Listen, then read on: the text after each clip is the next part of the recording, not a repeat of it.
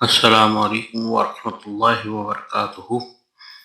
آج کی چھوٹی بات مگر سخاوت کی بات۔ ہمارے معاشرے میں بہت سے کام ہمیں اچھے لگتے ہیں مگر عملاً ہم انہیں اپنانے میں کتراتے ہیں۔ سخاوت بھی بہت دل پذیر الفاظ ہے۔ سخی کی ضد بخیل ہے اور کوئی بھی اپنے آپ کو بخیل کہلوانا پسند نہیں کرے گا، مگر جب سخاوت کی بازی آئے گی تو منہ مڑ جائے گا۔ سخی کہلوانا ہر کسی کو پسند ضرور ہے، مگر جب وہ وقت سخاوت ہوتی ہے تو آخری لائن اسی طرح سخی لوگوں کی باتوں پر واہ واہ سبحان اللہ، مگر خود ماشاء اللہ جزاک اللہ۔ سخاوت نعمت الہی و عطا الہی کی ایک ایسی صفات ہے جو انبیاء و ائمہ علیہ السلام کی لازمی اصولوں سے مبرہ ہے۔ قرآن تو ابتدا میں ہی سخاوت کا ذکر کرتا ہے۔ سورہ بقرہ کی آیت نمبر 3، جن لوگوں کا غیب پر ایمان ہے، نماز کو قائم کرتے ہیں اور جب بھی اللہ سے رزق مانگتے ہیں تو بانٹ دیتے ہیں۔ حیات طیبہ نبی و ائمہ طاہرین علیہ السلام میں سخاوت کی بڑی کثرت ہے۔ ان کی زندگی میں جو جود و بخشش اور بیوہ، مساکین، یتیم، ضرورت مندوں کی نہ صرف امداد بلکہ دل کھول کر عطا کرنا ہمارے لیے نمونہ عمل ہے۔ سخاوت یہ جو جود و کرم، بخیل، کنجوسی کی ضد ہے۔ الفاظ سخی کا لفظ سخی اگر یعنی آگ کے اوپر سے راکھ ہٹانے سے مشتاق ہے، کیونکہ یہ ضرورت مند گھرانوں کے لیے روشنی اور حرارت کے باعث ہے۔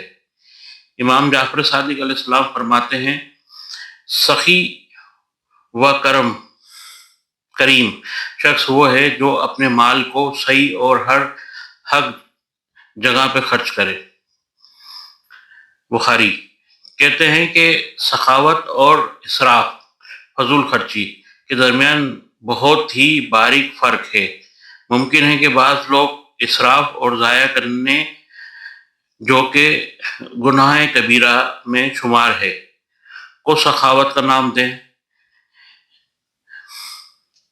بے شک سخاوت ایک حد تک ہے، اگر اس سے بڑھ کر کی جائے تو اسراف ہے۔ اور ائمہ معصومین، امام حسن عسکری علیہ السلام، تو اپنے ہاتھ گردن سے باندھ کے رکھ، سخاوت تک ترک کر دے اور نہ اسے بالکل ہی کھلا چھوڑ دے۔ اسراف کر کہ نہ کہ ملامت زدہ اور عاجز بن کر رہ جائے۔ اسی طرح سخیوں کی صفات، جو خرچ کرتا ہے تو نہ فضول خرچی کرتا ہے نہ بخول کرتا ہے، بلکہ ان کا خرچ دونوں انتہائی درمیانے عدل پر قائم رہتے ہیں۔ خبردار، جب سارا مال ہی عطا الہی ہے تو سخاوت سے ہاتھ روکنے والا کنجوس کا حال۔ جن لوگوں کو اللہ نے اپنے فضل سے نوازا ہے اور پھر وہ بخل سے کام لیتے ہیں، سخاوت سے ہاتھ روکے ہوئے ہیں، وہ انہیں خیال میں نہ رکھیں کہ یہ بخیل ان کے لیے اچھا ہے، نہیں، یہ ان کے حق میں نہایتی برا ہے۔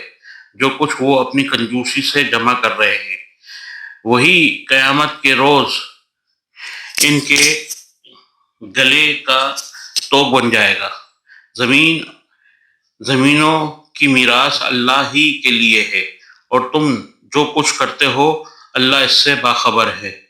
سخی انسان کے مال میں اللہ کا اضافہ کرتا ہے، اور دنیا میں آپ کو سخی کبھی بھی فقیر نہ ملے گا، بلکہ فقیر بھی سخی ہوگا تو غنی ہو جائے گا۔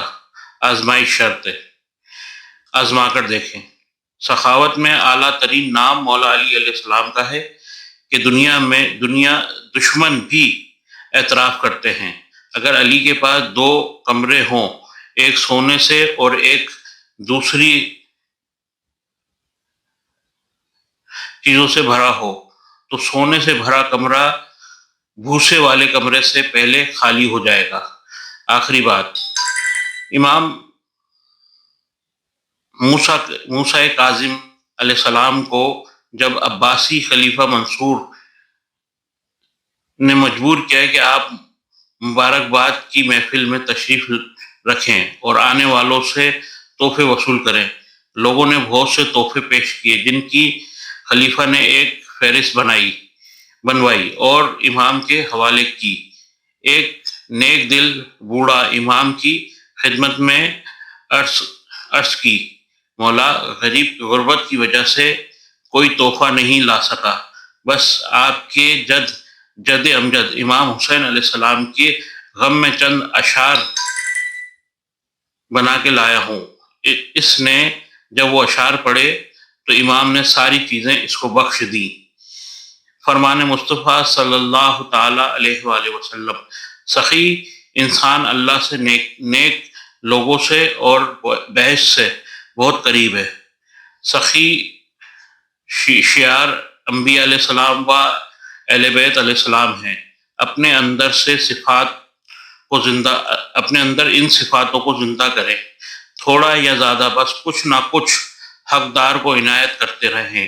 مالک کل جہان اپنی عنایتوں کی بارش کرتا رہے گا۔ آج شب 21 تھی، اس مناسبت سے یہ تحریر سخاوت پہ میں نے لکھی کہ حضرت علی